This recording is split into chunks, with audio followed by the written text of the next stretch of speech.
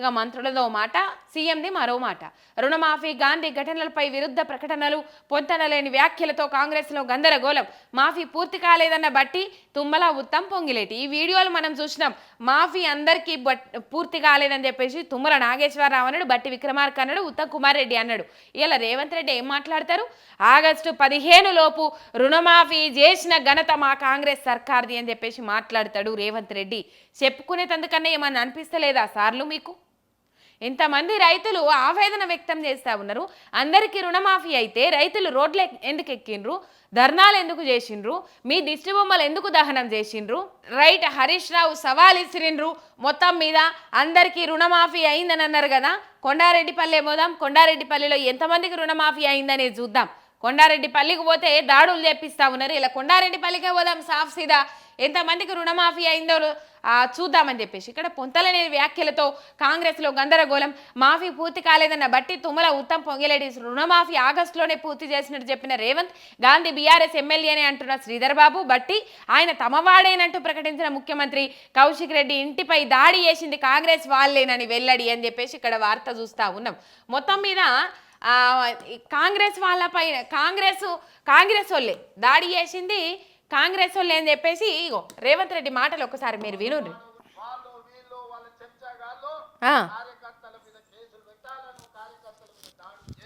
ప్రయత్నం చేస్తారు, మన ఇంటికి వస్తామని చెప్పారు కానీ మనోళ్ళే వాళ్ళ ఇంటికి పోయారు. చింతపండు అయినాక చెప్తారు మా ఇంటికి వచ్చి తన్నీరు సంకనాకని చూసుకుందామని. ఇదా ఒక ముఖ్యమంత్రి స్థానంలో ఉన్న వ్యక్తి మాట్లాడాల్సిన భాష? వీడొకడు మోపాడు, వాళ్ళు వీళ్ళు వాళ్ళ చెంచాగాళ్ళు కార్యకర్తల మీద కేసులు పెట్టాలనో కార్యకర్తల మీద దాడులు చేస్తామనో ప్రయత్నం చేస్తాం. మన ఇంటికి వస్తామని చెప్పారు కానీ మనోళ్ళే వాళ్ళ ఇంటికి పోయారు. చింతపండు అయినాక చెప్తారు మా ఇంటికి వచ్చి తన్నీరు సంకనాకనికి విలువన్నా రా చూసుకుందామని. ఇప్పుడు ఏమంటారు చూడుర్రు వీళ్ళు. ఇంత భాష, ఇంత ఘోరమైన భాష నేను మాట్లాడలేను కానీ ఇప్పుడు ముఖ్యమంత్రి గారు ఏం మాట్లాడతారు? ఇప్పుడు అరికపూడి గాంధీ అనుచరులు కౌశిక్ రెడ్డి ఇంటి మీద దాడికి పోయిన తెల్లారి కానీ ఆనాడు కానీ అసలు కోమటిరెడ్డి వెంకటరెడ్డి కానీ కొంతమంది కాంగ్రెస్ నాయకులు కానీ ఏం మాట్లాడిండ్రు? అరికపూడి గాంధీ మా పార్టీలో లేరు, కాంగ్రెస్ పార్టీలో లేరు, ప్రతిపక్షంలోనే ఉన్నారు. ఇది పిఎస్సి పదవిని కాపాడుకోవడం కోసం ఇప్పుడు ప్లాన్ ప్రకారం పకడ్బందీగా రేవంత్ రెడ్డి ప్లాన్ గీసిండనేది ఇక్కడ క్లియర్ కట్గా అర్థమవుతుంది. అరికపూడి గాంధీకి పిఎస్సి పదవి ఇచ్చినట్లయితే ఎట్లా మాట పెరుగుతుంది. ఇగో ఎవరైతే ఇక్కడ సెటిలర్స్ ఉన్నారో సెటిలర్స్ను కంటికి రెప్పలా కాపాడుకుంటాం, వాళ్ళ కాళ్ళలో ముళ్ళు గుచ్చుకున్నాం, మేము పంటితో తీయడానికి రెడీగా ఉన్నాం, కాపాడుకున్నాం కూడా అని చెప్పేసి కేసీఆర్ చెప్పిండ్రు. ఇక్కడ వీళ్ళు ఏదో క్రియేట్ చేయాలి. ఇప్పుడు సెటిలర్స్ మొత్తం తెలంగాణ ప్రాంతంలో హైదరాబాద్లో ఎక్కువగా మొత్తం బీఆర్ఎస్ ఊడ్చిపెట్టుకొని పోయింది. సెటిలర్స్ ఎక్కువగా బీఆర్ఎస్ పార్టీకే మొగ్గు చూపిండ్రు. మొన్న అసెంబ్లీ ఎన్నికలల్లో మీరు చూసినట్లయితే మీకు తెలుస్తుంది. మొత్తం మీద వాళ్ళను మన వైపు తిప్పుకోవాలి. ఈ జిహెచ్ఎంసీ ఎన్నికలలో, స్థానిక ఎన్నికలల్లో ఇట్లయితే దెబ్బ పడుతుంది, మళ్ళీ బీఆర్ఎస్ కార్పొరేటర్లే గెలుస్తారు. గట్లా కావద్దంటే ఇక్కడ సెంటిమెంటు తెలంగాణ ఆంధ్ర వాదాన్ని రగల్చాలి, తెలంగాణ ఆంధ్ర వాదాన్ని లేవనెత్తాలని చెప్పేసి క్లియర్ కట్గా ప్లాన్ ప్రకారమే పకడ్బందీగా ఒక ప్లాన్ గీసిండు రేవంత్ రెడ్డి. దాన్ని సక్సెస్ఫుల్గా అమలు చేసిండు అరికపూడి గాంధీ. ఇన్ని మాటలు అనుకున్నారు, ఇన్ని ఘోరమైన మాటలు అనుకున్నారు కానీ అనని మాటను ఆ ఒక్క మాటను ఎందుకు పట్టుకొని ఏళ్ళాడుతున్నారు? ఇక్కడ ఆంధ్రోడు అరికపూడి గాంధీ ఆంధ్ర వ్యక్తి అని చెప్పేసి ఇక్కడ ఆ ఒక్క మాట పట్టుకొని ఎందుకు ఏళ్ళాడుతుండ్రు? ఇన్ని మాటలు ఎందుకు గాలికి వదిలిపెట్టిండ్రు? ఆయన ఘోరమైన భాష మాట్లాడిండు అరికపూడి గాంధీ, ఘోరమైన పదజాలం మాట్లాడిండు, మహిళలను కించపరిచే విధంగా మహిళలను అవమానపరిచే విధంగా మాట్లాడిండు. ఇప్పుడు ఆ మాటలు ఎందుకు పక్కకు పెట్టిండ్రు? ఈ ఒక్క మాట పట్టుకొని ఎందుకు వేలాడుతుందంటే ఇక్కడనే ఉన్నది పాయింట్. ఇక్కడనే అసలు పాయింట్ లేవనెత్తాలి కాబట్టి, ఇక్కడనే ఉన్నది పాయింట్ కాబట్టి తెలంగాణ ఆంధ్ర వాదాన్ని లేవనెత్తాలి. ఇక్కడ ఎవరైతే సెటిలర్స్ ఉన్నారో స్థానిక సంస్థల ఎన్నికలల్లో వాళ్ళ ఓట్లన్నీ మన బొత్తెల రాలిపించుకోవాలి, జిహెచ్ఎంసీ ఎన్నికలల్లో మనదే పై చేయి కావాలని చెప్పేసి పకడ్బందీగా ప్లాన్ గీసిండు. ప్లాన్ ప్రకారమే అరికపూడి గాంధీ ముంగడికి పోయిండు, అంశాలను తీసుకుపోయి పాడి కౌశిక్ రెడ్డి ఇంటి మీద దాడి చేపించిండు. ఆయన మా పార్టీలో లేడు, ఆయన మా పార్టీ వ్యక్తి కాదు అని చెప్పేసి మాట్లాడినోళ్ళే ఇలా మా పార్టీ వ్యక్తే, మా వాళ్ళే దాడి చేసిర్రు. ఇప్పుడే కదా స్వయాన రేవంత్ రెడ్డి గారి ఆనిముత్యాలలోనే ఇన్నారు కదా మీరు. ఆని ముత్యాలని ఇన్నారు కదా మీరు. ఇక్కడ క్లియర్ కట్గా అర్థమయ్యేది ఏంది, ఎవరు దాడి చేపించారు, ఏం కథ. మరి కాంగ్రెస్ నాయకులు ఎందుకు అంటే ఇక్కడ రేవంత్ రెడ్డికి మంత్రులకు దూరం వ్యత్యాసం ఇక్కడ అర్థమైతా ఉన్నది. వాళ్ళకు పొంతన లేదు, వాళ్ళకు ఒక సఖ్యత లేదు అనేది ఒక పాయింట్ ఇక్కడ అర్థమైతా ఉన్నది.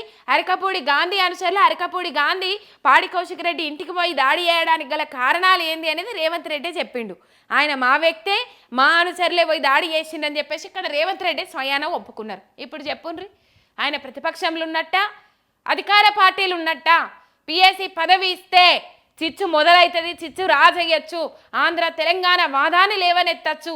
ఆంధ్ర తెలంగాణ వాదం లేవనెత్తితే ఇక్కడ ఉన్న సెటిలర్సు మన వైపు మొగ్గు చూపే అవకాశాలు ఉంటాయి అనేది ఒక ప్లాన్ పకడ్బందీ ప్లాన్ గీసిండు.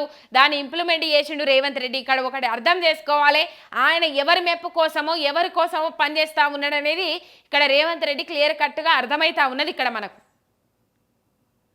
రైట్, మొత్తం మీద ఇది ఎవరి మెప్పు కోసమో ఏదో చేయాలని చెప్పేసి పిఎస్సి పదవి కాపాడుకునేందుకు ఒకటైతే, పిఎస్సి పదవి ప్రతిపక్షం చేతులకు పోతే లెక్కలతో సహా జమ చేసేదేంది, ఖర్చు పెట్టేదేంది, మొత్తం లెక్కలతో సహా బయటకు వస్తే చిట్టా మొత్తం బయట పడుతుంది, అసలు తుట్టికే ఎసరు పడుతుంది అనే ఉద్దేశంతో రేవంత్ రెడ్డి ఇలా ఆ ప్లాన్ గీసి ఆ పార్టీ మారిన బీఆర్ఎస్ పార్టీలో గెలిచి కాంగ్రెస్ పార్టీ కండువా కప్పుకున్న అరకపూడి గాంధీకి పిఎస్సి పదవి ఇచ్చిండ్రు.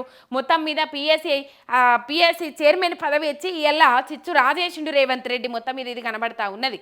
రైట్, రేవంత్ మాఫీ చేసేదాకా నీ గుండెల్లో నిద్రపోతా, 100% రుణమాఫీ అయ్యేదాకా నిన్ను వదిలిపెట్టా, నీ ఊరు కొండారెడ్డి పల్లికే వెళ్దాం, డేట్ టైం నువ్వే చెప్పు, ఎంతమందికి రుణమాఫీ అయ్యిందో అక్కడే తెలుసుకుందాం, నా ఎత్తు గురించి మానేసి రైతుల గురించి ఆలోచించు, ముఖ్యమంత్రి నీ బుద్ధి నీ చరిత్ర నీ భాష అన్ని కురచే, 100 రోజుల్లో చేస్తామన్న 6 గ్యారంటీలు ఏమైనాయి, 4th సిటీ ఎక్కడిది, దానికి భూమి ఎక్కడున్నది, అరకపూడి గాంధీ ఇప్పుడు ఏ పార్టీకి కాకుండా పోయాడు, నువ్వే చితక్కొట్టండి అంటే శాంతి భద్రతలు దెబ్బతినవా, నీ మాటలు వింటే అబద్ధమే ఆత్మహత్య చేసుకుంటది, సీఎం రేవంత్ పై మాజీ మంత్రి హరీష్ రావు ఆగ్రహం అని చెప్పేసి ఇక్కడ వార్త చూస్తా ఉన్నాం. మొత్తం మీద అబద్ధాలతో నడిచేస్తా ఉన్నారు, అబద్ధాలతోని ముందుకు పోతా ఉన్నారు అనేది ఇక్కడ క్లియర్ కట్గా అర్థమైతా ఉన్నది. మొత్తం మీద అబద్ధమే ఇలా రాజ్యం ఏళ్తా ఉన్నది అని చెప్పేసి రేవంత్ రెడ్డి మాటలలో క్లియర్ కట్గా తెలుస్తా ఉన్నది. హరీష్ రావు కొన్ని మాటలు మాట్లాడిరా, మాటలు మీకు వినబెడతా, రుణమాఫీ అందరికైంది, రుణమాఫీ అందరికైంది అని చెప్పేసి ఈయన మాట్లాడుతూ ఉన్నాడు. ఒక్కసారి చూడండి.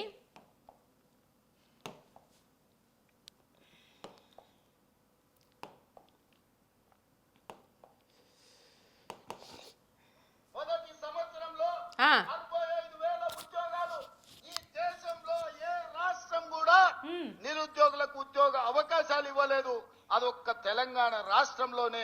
నిరుద్యోగులందరూ ఒకదాటి మీదకి రావాలి, ఇక్కడ రెచ్చగొట్టుడు కాదు. నిరుద్యోగుల గురించి నేను మాట్లాడుతున్నా. నిరుద్యోగుల కట్ట 65,000 ఉద్యోగాలు ఇచ్చిందట వచ్చిన సంవత్సరం లోపే. ఏమన్నాడు రేవంత్ రెడ్డి, అధికారంలోకి వస్తే సంవత్సరం లోపు 1 ఇయర్ లోపు 2 లక్షల ఉద్యోగాలు భర్తీ చేస్తా అన్నాడా? 2 లక్షల ఉద్యోగాలు భర్తీ చేస్తా అని అన్నాడు. ఇలా నిరుద్యోగులకు 65,000 ఉద్యోగాలు ఇచ్చినము. ఏకైక సర్కారు, ఏకైక రాష్ట్రము తెలంగాణ రాష్ట్రము అని చెప్పేసి ఇక్కడ మాట్లాడుతూ ఉన్నాడు రేవంత్ రెడ్డి. పోయిన ప్రభుత్వం ఉద్యోగాలు దాదాపు 30,000 ఉద్యోగాలు కూడా వీళ్ళ ఖాతాలో కలుపుకున్నారు. మరి ఇంకా 34,000 ఉద్యోగాలు వీళ్ళు ఏడికేలు ఇచ్చిండ్రు. వీళ్ళు ఏడికేలు ఇచ్చిండ్రు అనేది నిరుద్యోగులు స్పందించాలి, నిరుద్యోగులు ఒక క్లారిటీకి రావాలి. ఇక్కడ ఉద్యోగాలు ఇచ్చిండట. సందర్భంగా తెలియజేస్తున్నా, మొదటి సంవత్సరంలో 65,000 ఉద్యోగాలు. ఈ దేశంలో ఏ రాష్ట్రం కూడా నిరుద్యోగులకు ఉద్యోగ అవకాశాలు ఇవ్వలేదు, అదొక్క తెలంగాణ రాష్ట్రంలోనే. నిరుద్యోగులకు ఉద్యోగ అవకాశాలు ఇవ్వలేదట. ఇప్పుడు ఇక్కడ ఇది ఉద్యోగుల గురించి, నిరుద్యోగులు దీని మీద స్పందించాల్సిన అవసరం ఉన్నది. 65,000 ఉద్యోగాలు ఎవరికి ఇచ్చిండ్రు? పోయిన ప్రభుత్వం నోటిఫికేషన్ ఇచ్చి పరీక్షలు నిర్వహిస్తే కూడా ఈ ప్రభుత్వం ఖాతాలో కలుపుకొని వాటిని కూడా కలుపుకొని మరి ఇంకా 30,000 ఉద్యోగాలు ఎవరికి ఇచ్చిర్రు ఏం కథ తెలియదు. డిఎస్సి పోస్టులు 6,000 వస్తాయి, అటు ఇటు ఆ గ్రూప్ 1కి సంబంధించి అన్ని కలిపి దాదాపు ఒక 5-6,000 పోస్టులు తప్ప ఎన్ని కావు. 7,000 పోస్టులకు మించాయి కాంగ్రెస్ సర్కార్ ఇచ్చిన పోస్టులు. అవి కూడా ఇంకా నియామకాలు అవ్వలే, 2-3 నెలల ప్రాసెస్ మిగిలి ఉంది. డిఎస్సి మెగా డిఎస్సి వేస్తానని చెప్పి మెగా డిఎస్సి అని చెప్పి ఇలా 25,000 పోస్టులతో డిఎస్సి చేస్తా అని చెప్పి పోయిన ప్రభుత్వం 5,000 పోస్టులు ఇస్తే దానికి 6,000 పోస్టులు కలిపి ఇప్పుడు 11,000 పోస్టులు వేసి ఆ డిఎస్సి వాయిదా వేయమని కూడా నిరుద్యోగులు రోడ్డు ఎక్కితే వాయిదా వేయకుండా పరీక్షలు నిర్వహించిన నువ్వు ఇలా 65,000 ఉద్యోగాలు ఇచ్చిన ఘనత మాది అని చెప్పేసి ఇక్కడ చెప్పుకుంటున్నారు చూడండి. మీరు ఇది మీ మాటలే మీకు భస్మాసుర హస్తం. ఒకటి గుర్తుపెట్టుకోండి, మీరు చేసేది చెప్పరు, చెప్పేది చెయ్యరు. ఇదే మొత్తం మీద ఇదే విధానం కొనసాగుతూ ఉన్నది. చెప్పింది చేస్తారని అయితే మిమ్మల్ని ఎక్కడా నమ్మిన దాఖలాలు కనబడతలేవు. మొత్తం మీద ఇది పరిస్థితి. ఇక ఇక్కడ నిరుద్యోగుల గురించి ఇడ కనబడతా ఉన్నది. ఒక్కసారి రైతులకు రుణమాఫీ ఇచ్చిండట. రైతుకు ఈ రోజు రుణమాఫీ చేసిన చరిత్ర, ఇచ్చిన మాట. వివరాలు ఎప్పుడు పంపిస్తారో అడగండి, వివరాలు ఎప్పుడు పంపిస్తారో అడగండి. కానీ రైతు రుణమాఫీ కానీ దాదాపు బీఆర్ఎస్ భవన్ల ఒక నెంబర్ పెట్టిండ్రు. రుణమాఫీ కాని వాళ్ళందరూ వాట్సాప్కు దీనికి మెసేజ్ పెట్టుండ్రి. రుణమాఫీ అయిందా కాలేదా అంటే దాదాపు 2 రోజులలోనే 1,00,000 మీదికి దాటినాయి. 1,00,000 కంప్లైంట్స్ వచ్చినాయి, మాకు రుణమాఫీ కాలేదు అని చెప్పేసి. ఇవాళ 2 లక్షల రుణమాఫీ ప్రతి రైతుకు చేసినామని చెప్పేసి మాట్లాడుతా ఉన్నాడు రేవంత్ రెడ్డి. ఆగస్టు నాడు పండగ ఉన్నా కార్యక్రమాలు ఉన్నా ఇచ్చిన మాట ప్రకారం మేము వెయ్యాల్సిందే అని 3 విడతలు 27 రోజుల్లో 15 ఆగస్టు లోపల 2 లక్షల లోపల రుణమాఫీ అందరికి చేసినాం. ఇవాళ 2 లక్షలు 2 లక్షల రుణమాఫీ అందరికీ చేసిన అని చెప్తాడు రేవంత్ రెడ్డి. ఒక్కసారి రైతు రుణమాఫీ కానీ రైతులందరూ ఒకసారి స్పందించాల్సిన అవసరం ఉన్నది. రైతు రుణమాఫీ అయిన మొదలుపెట్టిన తెల్లారి నుంచే మాకు కాలేదు అని చెప్పేసి రైతులందరూ రోడ్డెక్కిండ్రు. ఇలా రైతు రుణమాఫీ అయిన ముల్లె గింతుంటే రైతు రుణమాఫీ కాని ముల్లె గింతున్నది. రైతు రుణమాఫీ అయిన వాళ్ళ సంఖ్య, రైతుల సంఖ్య గింతంతుంటే గింతంత పిడికలు కూడా వెళ్ళది. గింతంతుంటే రైతు రుణమాఫీ కానోళ్ళ ముల్లే గింతున్నది. ఇలా రైతు రుణమాఫీ అయిన లిస్ట్ అంతా పంపుతాడట, వివరాలన్నీ పంపుతాడట. మొత్తం మీద ఎప్పుడు పంపుతాడు ఏం కథ అనేది రైతులు ఒక్కసారి అడగాల్సిన అవసరం ఉన్నది. రైతు రుణమాఫీ కాలేదని చెప్పేసి రైతులు ఆవేదన వ్యక్తం చేస్తూ ఉంటే ఇక్కడ రైతు రుణమాఫీ చేసినామని చెప్పేసి వాళ్ళ మంత్రులే కదా. ఒకవైపు తుమ్మల నాగేశ్వరరావు చెప్తాడు, రైతు రుణమాఫీ కాలేదు అందరికీ అని చెప్పేసి. బట్టి ఏం చెప్తాడు, బట్టి రుణమాఫీ కాలేదు, దాదాపు 7,500 కోట్ల వరకు కూడా ఇంకా కాలేదు. 7,500 కోట్లు కూడా మంజూరు చేయలేకపోయినాయి బ్యాంకులు. 7 నుంచి 8,500 కోట్ల రూపాయలు కూడా మంజూరు చేయలేకపోయినాయి బ్యాంకులు అని చెప్పేసి బట్టి విక్రమార్క చెప్తాడు. ఉత్తమ్ కుమార్ రెడ్డి చెప్తాడు, ఉత్తమ్ కుమార్ కూడా చెప్తాడు రైతులందరికీ రుణమాఫీ కాలేదని. వీళ్ళందరి మాటలు పక్కకు పెట్టి ఇక్కడ రేవంత్ రెడ్డి అందరికీ రైతు రుణమాఫీ. తుమ్మల నాగేశ్వరరావు వ్యవసాయ శాఖ మంత్రిగా ఉన్నాడు కదా, మొన్న చెప్పిండు కదా, మొన్నటి వీడియోలు కూడా ఉన్నాయి కదా సోషల్ మీడియాలో. 2 లక్షల లోపు రుణమాఫీ కాని రైతులు ఎంతో మంది ఉన్నారు. 2 లక్షల మీద రుణమాఫీ కావాలంటే మీరు పైసలు కట్టాలి. ఇప్పుడు దీంతో ప్రభుత్వానికి అదనంగా ఆదాయం సమకూర్చే పనిలో పడ్డారు. ఒక్క రైతు దగ్గర నుంచి 1,500 నుంచి 2,000 వసూలు చేస్తూ ఉన్నారు రుణమాఫీ కాలేదని చెప్పేసి. ఏదో ఇప్పుడు అందరికీ రుణమాఫీ అయిందని నువ్వే అంటావు. మరి అందరికీ రుణమాఫీ అయినప్పుడు యాప్ పెడతాం, యాప్ల వివరాలు ఇయ్యండ్రి, అది పెడతాం ఇది పెడతాం, మళ్ళీ ఎక్కించుకోండి, మళ్ళీ వివరాలు ఇయ్యండ్రి, మీకు పట్టా పాస్బుక్ లేదు, మీ కుటుంబ నిర్ధారణ కాలేదు, గిసాంటి ఎందుకు వస్తూ ఉన్నాయి? రైతు రుణమాఫీ కానోళ్ళందరూ ఒకసారి మీదకి వచ్చి మాట్లాడాల్సిన అవసరం ఉన్నది. ఈ రేవంత్ రెడ్డి గారి మాటలు విన్న తర్వాత ఇలా రైతు రుణమాఫీ అయిందని చెప్తా ఉన్నాడు రేవంత్ రెడ్డి. రైతు రుణమాఫీ ఎవరికయిందోల్లా ఒకసారి మీరు చూడుండ్రి. హరీష్ రావు మాట్లాడారు కొన్ని మాటలు.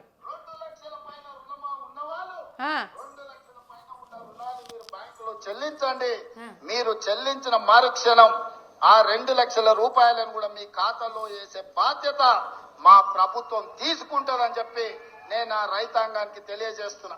2 లక్షల పైన ఉండేవాళ్ళు మనం చెప్పేదాకా కట్టొద్దు అని చెప్పి, ఎప్పుడు మనం డబ్బులు రాగానే కట్టమంటే ఆ రోజు వాళ్ళకి అకౌంట్ వేస్తాం. లేదా ఇప్పుడే కట్టి నేను కట్టి 10 రోజులు అవుతుంది నాకు ఏ వేస్తాం మీరు మమ్మల్ని చెప్తారు. ముఖ్యమంత్రి ఏమో 2 లక్షల పైన రుణం ఉన్న వాళ్ళు వెంటనే కట్టండి, మీరు కట్టిన మరుక్షణమే మాఫీ చేస్తా అని ముఖ్యమంత్రి చెప్తాడు. వ్యవసాయ మంత్రి ఏమంటుండు, తొందరపడి పైన ఉన్న వాళ్ళు కట్టకూరి భయ్, మీరు కట్టినాక మళ్ళీ ఇంక ఇయ్యలేదని మమ్మల్ని అంటారు. ఇప్పుడే కట్టకుండా నేను చెప్పినప్పుడే కట్టుండని వ్యవసాయ మంత్రి అంటాడు.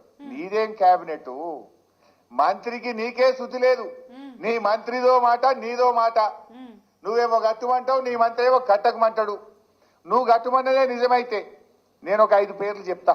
బొమ్మగారి రజిత, గ్రామం తడకమల్ల, 3,16,000 అప్పుంటే 1,16,000 రూపాయలు కట్టేసింది, నల్గొండ జిల్లా. మరి ఎప్పుడు ఇస్తావో చెప్పు. మరుక్షణం అన్నావు కదా రేవంత్ రెడ్డి, కట్టి 15 రోజులే. అట్లనే బచ్చు రంగయ్య 2,18,000 అప్పుంటే మిత్తితో సహా 2 లక్షల పైన 38,000 ఉందంటే 38,000 కట్టిండు. SBI ADB నల్లగొండ మిర్యాలగూడ మండలం. ఈయనకి ఎప్పుడు చేస్తావో చెప్పు. అలాగే మాలోతు ప్రసాద్ 2,04,918 రూపాయలు ఉంటే మీద 5,000 రూపాయలు కట్టిండు. దామరచెర్ల మండలం యూనియన్ బ్యాంకు కట్టి ఇప్పటికి 10 రోజులే. మరి మరుక్షణం నువ్వు అన్నట్టు రుణమాఫీ కాలే.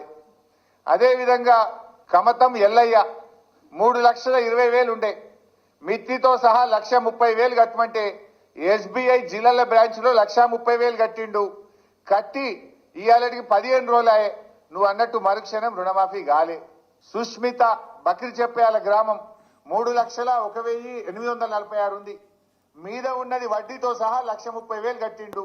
SBI ADB సిద్దిపేట 2 సెప్టెంబర్ 2024 నాడు కట్టిండు. ఇవాళకి 13 రోజులు అయింది. నువ్వు అన్నట్టు మరుక్షణం రుణమాఫీ కాలే. ఇప్పుడు తుమ్మల నాగేశ్వరరావు చెప్పింది కరెక్టా, నువ్వు చెప్పింది కరెక్టా? కట్టంగానే మరుక్షణం చేస్తానో కదా. నేను ఉదాహరణకు ఒక 5 పేర్లు చెప్పిన. నల్గొండ 3, మా సిద్దిపేట 3 చెప్పిన. ఇంకా పంపమంటే మొత్తం పంపుతా. మరి చెయ్యి.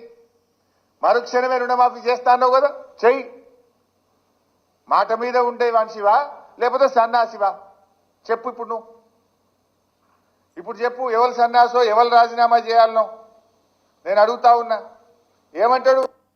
2 లక్షల పైన రుణమా ఉన్నవాళ్ళు 2 లక్షల పైన ఇవాళ స్పీచ్ లో మాట్లాడుతుంది గాంధీ భవన్ లో.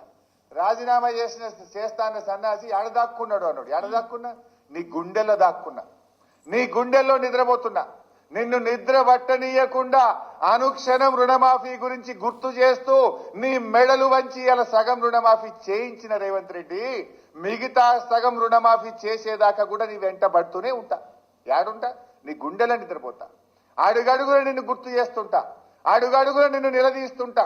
రాష్ట్రంలో 42 లక్షల మందికి రుణమాఫీ జరిగేదాకా నీ గుండెల్లో నిద్రపోతా. ఏడవనుకున్నావు అంటున్నావు? ఏడవనుకున్నా? రోజు నీ వెంటనే పడుతున్నా. యాడిసి పెట్టా నిన్ను? యాదాద్రి దేవుని దగ్గరికి పోయి కూడా నేను ఎక్స్పోజ్ చేసిన. ఇవాళ స్పీచ్లో మాట్లాడుతుంది గాంధీ భవన్లో. తాటి చెట్టు అంతా పెరిగిండని, దూలమూల పెరిగిండని, దూడకుండంత మెదడు లేదంటాడు, సన్యాసి అంటాడు, ఏడదాక్కున్నాడు అంటాడు. నాకు మాట్లాడరాకనా? నాకేమో కొంత మర్యాద సంస్కారము ఎక్కడో అడ్డం వస్తా ఉన్నాయి. నాకు అనరాదా? తాటి చెట్టు అంతా పెరిగినావంటే నువ్వు లిల్లీ పుట్టంతా లేవని నాకు అనరాదా ఏంటి? నువ్వు నన్ను సన్యాసి అంటే నిన్ను సన్యాసి అనడం నాకేమైనా పెద్ద కష్టమైన పని? అది నువ్వు పదే పదే నా ఎత్తు గురించి దుర్భాషలాడుతా ఉన్నాడు ఆయన. ఇప్పుడు నేను అనేది నా ఎత్తు మీద నీకెందుకయ్యా అంత ఈర్ష? ఇప్పుడు మనం ఎంత ఎత్తు పెరగాలనో మన చేతులు ఉంటుందా? దేవుడిచ్చిన సృష్టి అది. మనం ఎంత ఎత్తు పెరగాలనేది మన చేతుల్లో ఉంటుందా ఏమి? అది భగవంతుడు ఇచ్చింది.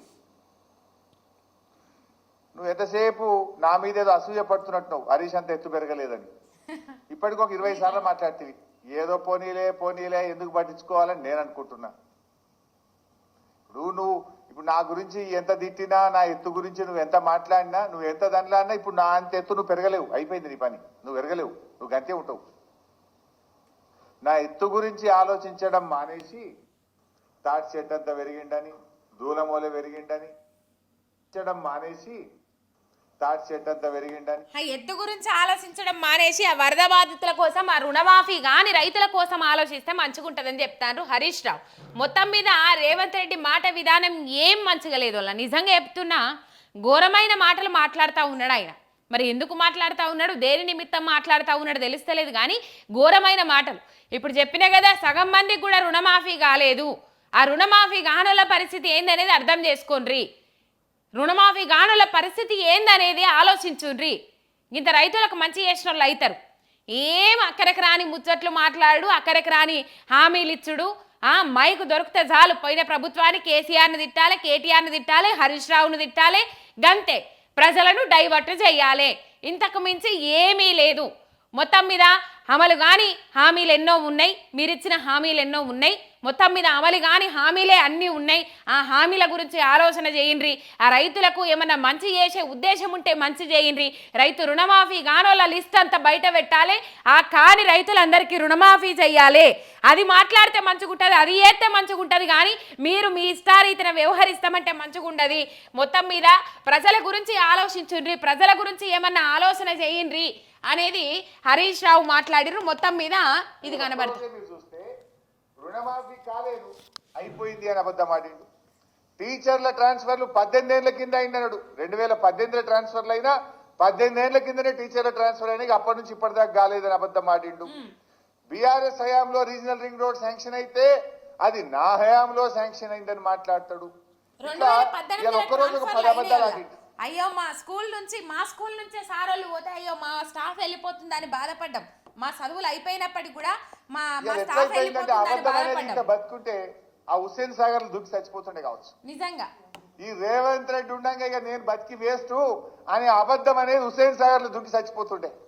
గన్ని అబద్ధాలు మాట్లాడుతున్నావు, పచ్చి అబద్ధాలు ఒక ముఖ్యమంత్రిగా ఉండి మాట్లాడుతున్నావు. ఇవాళ ఒక్కరోజే మీరు చూస్తే 2 లక్షల పైన రుణమా ఉన్నవాళ్ళు 2 లక్షలు ఏమన్నారు? 2 లక్షల మీద రుణమాఫీ ఉన్నోళ్ళు ఏం చేస్తారంటే ఆ మీద ఉన్న పైసలు సపోజ్ 3 లక్షల రుణమాఫీ ఉందనుకోండి, రుణం మాఫీ కావాల్సింది ఉందనుకోండి, మీద 1,00,000 రూపాయలు కట్టుండ్రి, 2 లక్షల రుణమాఫీ ఎంబట్టే చేసేస్తామని అన్నారు. ఇప్పుడు వివరాలతో సహా బయట పెట్టిండ్రు హరీష్ రావు. మరి వాళ్ళకి ఎప్పుడు చేస్తారు ఏం కథ అనేది చెప్పాలి కదా.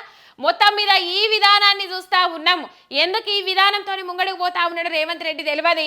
మొత్తం మీద ఇక్కడ 100% రుణమాఫీ అయ్యేదాకా నేను వదిలిపెట్టా. రుణమాఫీ ముచ్చట అసెంబ్లీ ఎన్నికల ప్రచారంలో డిసెంబర్ 9వ తారీఖు నాడు అధికారంలోకి రాగానే మొదటి సంతకం 2 లక్షల ఏకకాల రుణమాఫీ మీదనే డిసెంబర్ 9 తారీఖు నాడే రుణమాఫీ చేస్తా అని మాట్లాడిన రేవంత్ రెడ్డి ఇలా దాన్ని ఆగస్టు దాకా జరుపుకుంటా వచ్చి ఆగస్టులో కూడా చేస్తా అని మాట ఇయ్యలే. హరీష్ రావు ఎంబడబడ్డాడు. నువ్వు 2 లక్షల ఏకకాల రుణమాఫీ 6 గ్యారంటీలు అమలు చేస్తే నేను నా పదవికి రాజీనామా చేస్తా, బై ఎలక్షన్లో కూడా పోటీ చెయ్య అని చెప్పేసి హరీష్ రావు సవాల్ ఇసిరిండ్రు. దానికి ధీటుగా సవాళ్ళు స్వీకరించకపోగా మళ్ళా రీసవాల్ ఇసిరిండ్రు రేవంత్ రెడ్డి. నేను రుణమాఫీ చేసి తీరుతాను, రాజీనామా చెయ్యి అని చెప్పేసి. ఇలా రుణమాఫీ ఎవరికి చేసినావు సారు? మొన్న కదా నీ మహబూబ్ నగర్ జిల్లా నాగర్ కర్నూలులోనే ఏదో గ్రామం ఉంది, వట్టెంపల్లె ఏదో గ్రామం ఉంది. ఆ గ్రామంలో 490 మంది రైతులుంటే ఏ ఒక్క రైతుకు కూడా రుణమాఫీ కాలే, రూపాయి రుణమాఫీ కాలే. వాళ్ళందరూ రోడ్డు మీదకి వచ్చి ధర్నాలు చేసిండ్రు. ఇలా వాళ్ళు కాదా సాక్ష్యం రుణమాఫీ కాలేదని చెప్పడానికి నిదర్శనం, ఉదాహరణ. ఇంతకంటే పెద్దగా ఏముంటది? ఇవన్నీ మీ దృష్టికి రాకుండా ఎవరైనా మధ్యలో ఆపుతారా? దృష్టికి వచ్చినా కూడా మీరు డైవర్షన్ పాలిటిక్స్ చేస్తా ఉన్నారా? ఒకటి క్లారిటీ ఇవ్వాలి. రైతులను ఎందుకు పట్టించుకుంటలేరు, రైతులను ఎందుకు ఆదుకుంటలేరు? ట్విట్టర్ వేదికగా అందరికీ రుణమాఫీ చేసినామని 31,000 కోట్ల రుణమాఫీ చేసినా అని చెప్పేసి ట్విట్టర్ వేదికగా ట్వీట్ పెట్టినంత మాత్రాన రైతుల అకౌంట్లలో పైసలు వల్లేవు. రేవంత్ రెడ్డి గారు ఒకసారి ఆలోచన చేయండి. రైతులందరికీ రుణమాఫీ కాలేదు. ఇలా రైతులందరికీ రుణమాఫీ చేసినామని చెప్పుడు చాలా అబద్ధం, చాలా పెద్ద తప్పు. అది అందరికీ వేసి చూపెట్టు. సగం మందికి వేసినావు కదా, ఎంబడ పడితే మెడలు వంచితే ప్రతిపక్షం నాయకులు హరీష్ రావు, అట్లనే కొంతమంది బీఆర్ఎస్ నాయకులు కావచ్చు, హరీష్ రావు మెడలు వంచితే ఇలా రుణమాఫీ చేసినావు. అట్లనే చెయ్యి. సగం మందికి అయింది కదా అటు ఇటు అనుకుంటా. 10 రూపాయలు ఉన్న కాడ 5 రూపాయలు, రూపాయి ఇచ్చి చేతులు దులుపుకున్నావు కదా.